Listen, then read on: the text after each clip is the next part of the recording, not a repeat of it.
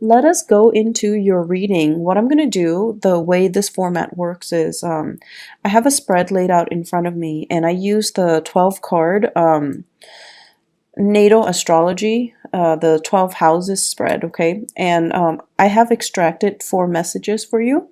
I'm going to repeat the messages, and then we're going to unpack them and go a little bit more in depth about what the messages mean and how, which areas of your life they're playing out. So, first message, you guys have a whole new world, and this basically means you've been waiting for life to start. You've been waiting for opportunities to get your feet wet. You've been waiting for an opportunity to prove yourself, to put theory to practice and show off, okay? The opportunity is coming. Let me see, 5 weeks, 5 weeks time. 5 weeks time is going to take us into the May time frame. And so I feel like the month of May, as well as June, July, there will be major breakthroughs here. And I feel like, life is really going to begin again, and things are really going to be starting over for you in a really wonderful way. I'm going to go a little bit more in depth because I see it playing out in 3 areas. The second message here is bottoming out. Bottoming out. Things that were not done in a diligent manner, things that were kind of slapped together without, thoughts about longevity, without thoughts about durability. Those things are going to bottom out. And if you are at all moving, you need to fortify those boxes. If you're packing, heavy books, heavy, fragile items, they're bottoming out. So you want to be really, really careful. This can be metaphorical, this can be literal, and I've seen it play out where certain messages can be metaphorical and certain messages also, in the same month, play out in a very literal sense. Bottoming out boxes and things just get, things that are not reinforced, they're going to kind of fall apart. So you want to be careful. Vehicles, if you have been kind of I'm sensing like neglecting maintenance and just putting a band-aid solution on things, those things are going to bottom out, and they're going to be a major source of contention and headache for you guys. Okay, so be diligent, don't cut corners, and do things the proper way. Okay, and things that you might not have done, you might not have contributed to, if they have been done by somebody else and they've been kind of slapped together and just treated with band-aid solutions, they're going to come to light and you're going to have to fix them, unfortunately. The third message here is they say like cutting edge. Okay, cutting edge. So this is basically an area that is new, something that you're presenting to the world, something that you're bringing forth, something that it has your name and your blueprint or your imprint on it. And when I said imprint, I see like this the fingerprint. Okay, so it has your signature, it has your mark, it has your ideas on it. It's the epitome of you. You're bringing something out into the world. So I feel like cutting edge and new presentation. Okay, so you're bringing something forth, and there will be a lot of followers. Okay, the last message that I'm sensing here is I'm seeing this in quotation. So it says like, let me sort out my thoughts. Let me get back to you. Let me sort out my thoughts. Let me try to decide how I feel about this proposal, this proposition, this situation, this person before I get back to you. And it's a wonderful thing to do because we are going through a Mercury retrograde period. And the way that it affects us air signs, you, Gemini, Aquarius, the way it affects the air signs is that we're putting like, the apple, it's like we're comparing two things that might not be appropriate, apples and oranges. We're putting certain ideas in front of others that might not be logical. It's like what is that expression? The horse before the cart. So things like that. And so they're saying, if ever you feel like you need to take a step back. You don't know how you feel. You don't know what you think about certain things. It's important to step back, and it's really important to, allow yourself that leeway. Give yourself that time. Give yourself that processing time. Okay? There is no, I want to say, there's no penalty for it. And I feel like, in the daily hustle and grind, this is something that we don't really make allowances for. So tell people, let me sort out my thoughts and I'll get back to you. Okay? So let me just go over here the messages. Let us unpack them. So a whole new world. Many of you, I feel, are embarking on a new major phase in your life. I do see some people leaving the nest, so moving out, and it is also the end of the school year. Well, we're heading that way anyways. So many of you are thinking about, going abroad, studying abroad, leaving the state, leaving the nest, embarking on the next phase of your life, and you're doing it alone. You're first time like college students or people moving out, starting grad school. Moving away for a big job, possibly even overseas. I do see a lot of overseas voyages happening for many of you. And then I'm also seeing as well, give me just 1 second here.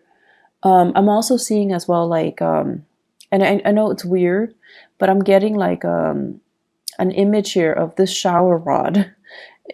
I know it's weird.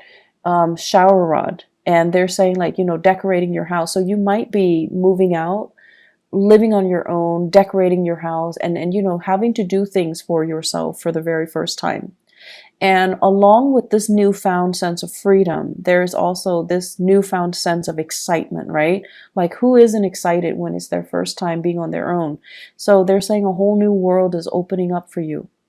Many of you are embarking on a course of studies where it's like really drastically changing your worldview. It's making you more socially aware. It's making you develop this sense of social conscience where you're just like, I want to travel. I want to break out. I want to try new things. I want to explore different cultures. I want to learn about other people and how they live. So a new world is literally opening up for you. And I feel that you're getting this, wanderlust, that you've been bitten by the travel bug and you want to get yourself out there and you want to be in a different environment and explore new territory and see new things and learn from your environment. I'm feeling as well, for many of you, there's this wave, like just water, like emotions, tides coming in.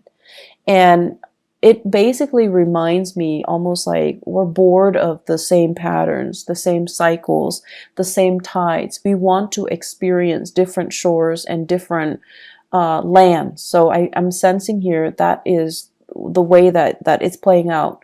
You don't want to be under lock and key. You don't want to work under, somebody else's mandates. You want to be able to kind of tread the water. It's like getting your feet wet, treading water, and embarking on a voyage on your own just to see if you're going to float or sink. So you really want to try your hands at something brand new.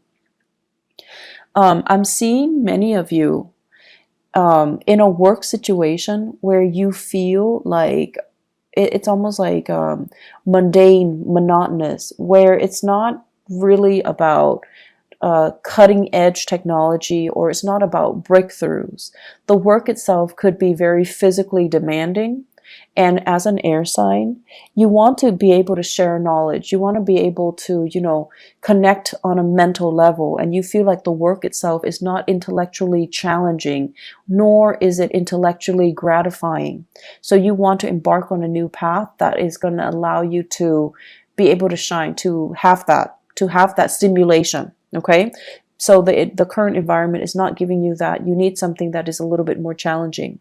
I'm also feeling many of you wanting to have a little bit more hands-on experience. So whatever you're learning in a classroom environment, you're also wanting to put theory to practice so that you can get your hands dirty, so that you can figure out for yourself, are these theories valid Or are they built on, you know, just or are they created by people that live in their ivory tower and they'd have like no practical sense about the real world? So you're trying to figure out, like, I'm learning this, but I'm not seeing that represented in the real world. So is somebody lying to me, or is it, you know, is it there that I need to explore? Is it there, and do I just need to explore it further? Putting theory to practice, debunking theories, figuring out if these theories are outdated or if they're still relevant, and then figuring out for yourself and finding like a method, a technique, methodologies that work particularly for you, rather than following the herd, following whatever was established as doctrine. So I see a lot of breaking out, a lot of trying new things, a lot of like charting new territories. That's going to be had. This is a process. I feel that's going to be happening for you guys for the next 2 years. It is a very, very powerful 2 year. It requires, 2 years. It requires a lot of hard work and dedication from your end. I also feel like you're managing multiple projects, or you have multiple responsibilities. So, for example, some of you might be dealing with work and school. And so when school picks up, when you're dealing with finals, you're going to need to shift gears and devote more time with school. And then when it's holiday season at work, you're going to have to put school aside and focus on work. So you're going to need to be a little bit strategic and methodical about how you handle it so that you don't slip up. And then I'm also seeing a lot of wait time. So you're doing something, there's a wait period, and then the work is just really, really lax. It's not very busy. So you have to find other ways to keep yourself entertained. I'm also seeing as well where you might get slammed with work, really, really slammed with a lot of work, a lot of clients for 1 week. And then the next week, no one comes in.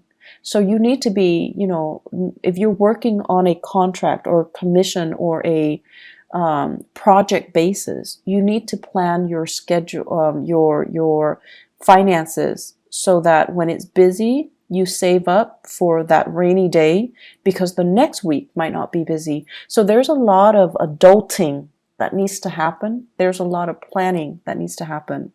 And there's just a lot of like anticipating, saving for a rainy day, and, you know, dealing with this ebb and flow when it comes to the work patterns, okay? That needs to happen for you to manage the next 3 years successfully. Second message, bottoming out. Bottoming out. Once again, moving things, okay? Especially if you are dealing with really, really expensive items. You might be moving items around for other people. You might be transporting items, and I'm seeing a lot of like antiques, furniture, porcelain, you know, vases and figurines and lamps and things like that, and it's packed in a box, and, you know, it's not fortified, and then it bottoms out.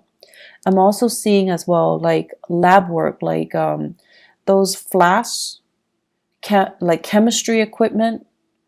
So being careful about that.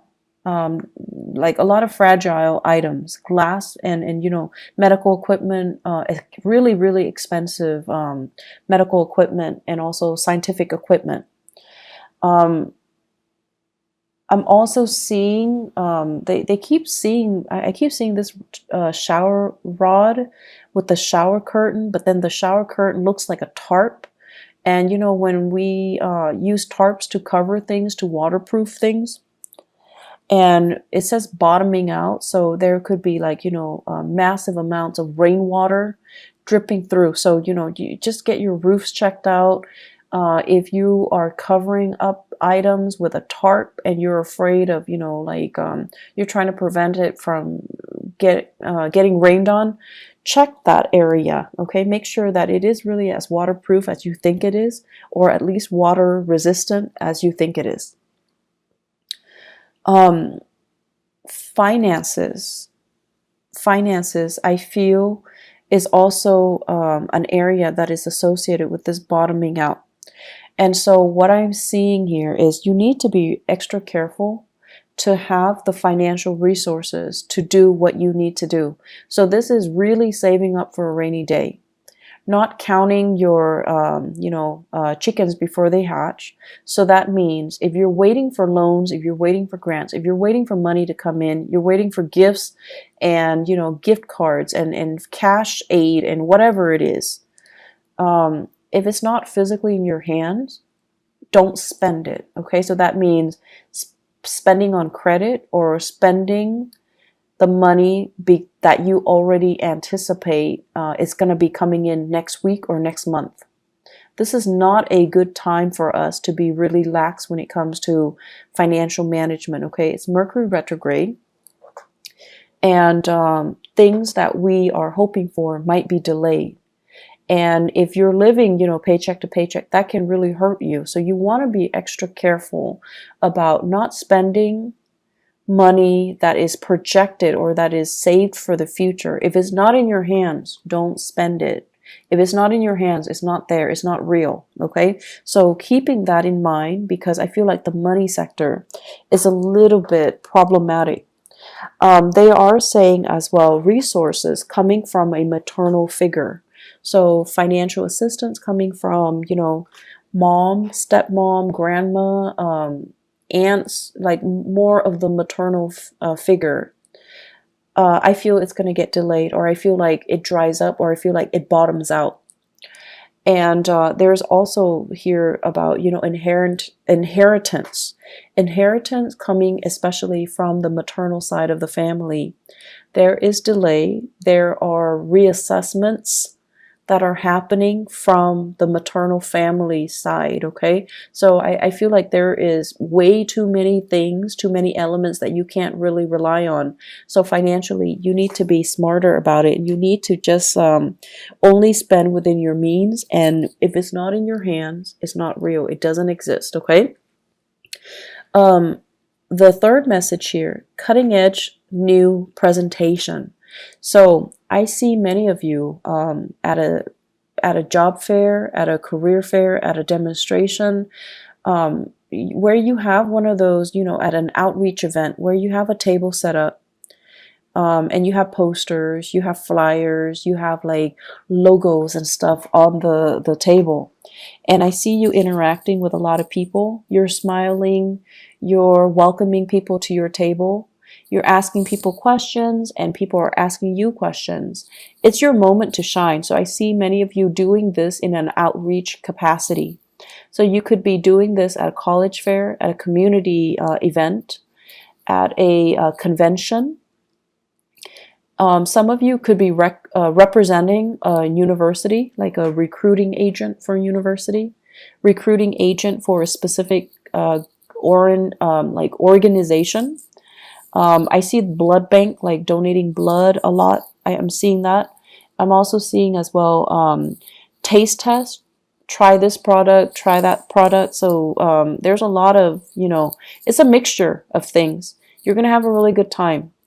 I'm seeing some people as well selling their own products, jewelry, drinks, lotions, cosmetics. I also feel as well like you have like a massage technique or something like that with a chair, and you have people sit down and you're trying new techniques on them. So it could be like holistic health fair as well.